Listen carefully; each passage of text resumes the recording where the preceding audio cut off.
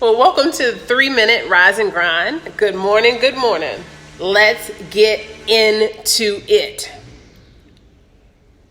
Ooh, last sip of water. All right. Hope you had a wonderful, restful evening last night, and I'm hoping that you're having a wonderful start to your day. All right. We're discussing electricity, water, renter's insurance, business liability insurance, business vehicle, signage, advertising, labor, and third-party administrative services.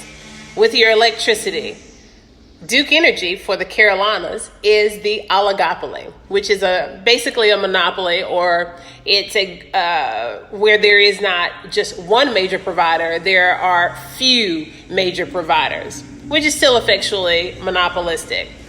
But for legal purposes, of course, they're within the law. All right, so you would contact Duke Energy or contact your major electrical provider or electricity provider, and you can get the average monthly spend for whatever location you're interested in leasing.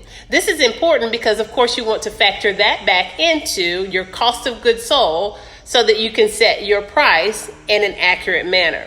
All right. You don't want that to be a surprise. I've been in a situation before where I leased a home through my commercial and personal credit, and whether or not I made valid inquiry into whether or not it was electricity or gas and electricity, they informed me that it was, of course, just electricity. 2 months later, I began receiving a bill, or it was added to my rent ledger, gas charges. The first bill for Piedmont Natural Gas was $600. That was monthly charge for 1 month.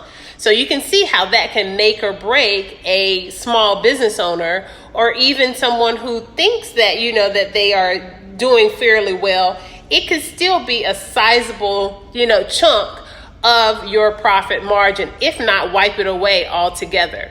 Renter's insurance. Most often, the landlord will require this. And if it is required, then of course you must get it. If it is not required, it is something that you should get to protect yourself from being held personally liable for the damages that may arise while, during your tenancy. So it's very important that you get that for your purposes as well. Water is also something that you need to factor into your cost of goods sold and into your price. Generally speaking, the commercial lease spaces do not include that water payment. Normally, that is an account that you need to set up separately. All right. Then you have business liability insurance. We've discussed before that there are some lines of business for which insurance is required. You can speak with insurance providers or visit their websites and inquire about the very specific services that they offer. Ironically enough, in the performing arts, I didn't know this until getting into into this very specific sector. When I had a theatrical stage at my location at the for-profit arts cooperative in downtown Greensboro, that exposed me to liability. And I had to, for underwriting purposes, they had to do a site review and just a number of things.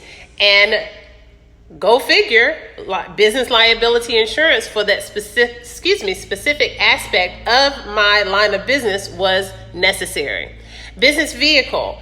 Your insurance for your business vehicle should be different and in addition to your personal insurance. Car note. Of course, I don't recommend it. However, there are some lines of business for which a more dependable vehicle is necessary. And that is not to say that auction vehicles are not dependable. However, we know realistically, when you buy a vehicle new, of course, it will come with a warranty, and thereby it is inherently more dependable than an auction vehicle, which does not come with a warranty. Tags and property, and those taxes are normally on an annual basis. Make sure to put those back into your price. Gas. If you pay for your gas in real time, and what I mean by real time, that you are not placing your gas charges on a credit card, which has a deferred payment, a net 30 payment, or a payment that you make in the future. If you make your gas charges in a present fashion, you can then qualify for the fuel tax credit. That's a credit that my business qualifies for based on the fact that I travel to my clients. And I do a lot of traveling, interstate. All right. So maintenance of the vehicle. You may not be able to finitely know every cost that you'll have for your vehicle, but you can at least speak to maybe your regular mechanic or speak to a mechanic, and you can get a quote for oil change, tire rotation, change of tires, just different things like that, those maintenance costs. And make sure that you factor those in over your fiscal or your calendar year for budgeting and for your price. Your advertising as it relates to wrapping your vehicle. For my vehicle, I just have the Instagram handles of the kind of core projects that I'm running, so that I can, drive traffic to not only my Instagram account, but of course that there will be clicks through to my website for those respective projects.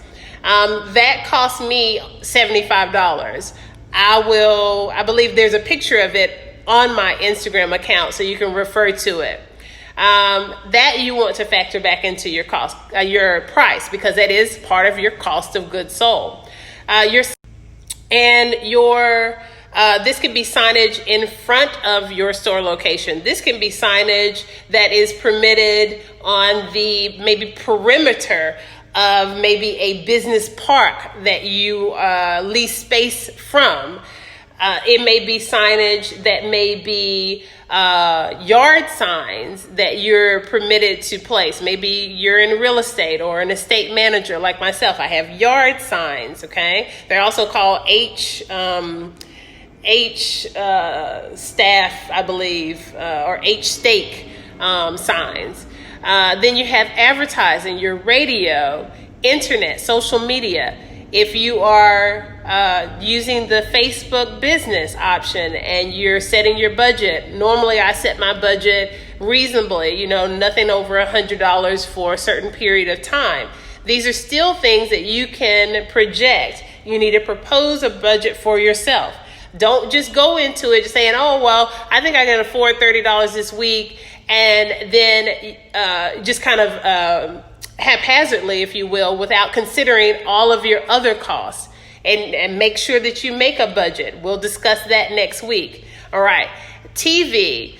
I know a lot of people don't use formal television commercial advertising anymore, but it may be relevant to your line of business. And print media. And then labor costs and your third-party administrative costs. Sometimes payroll, accounting, and tax preparing all comes from the same service provider. I believe the benefit in having them separate is to ensure that you don't have any issues with, let's say, for instance, if they have,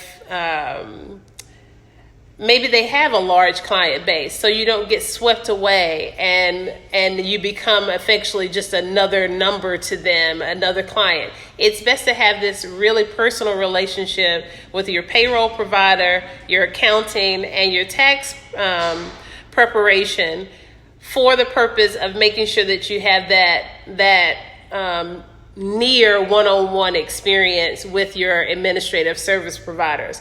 Also, if there's an issue of bias or there's an issue of misappropriation or unethical behavior, then it doesn't impact your entire administrative core. You want to make sure that you can sustain and bounce back from any issues that may arise from, your third-party administrative services. So that covers today's topic, and I will see you on Friday. As normal, if you have any questions, you can hit me up after the fact, after hours. You can call me. You can text.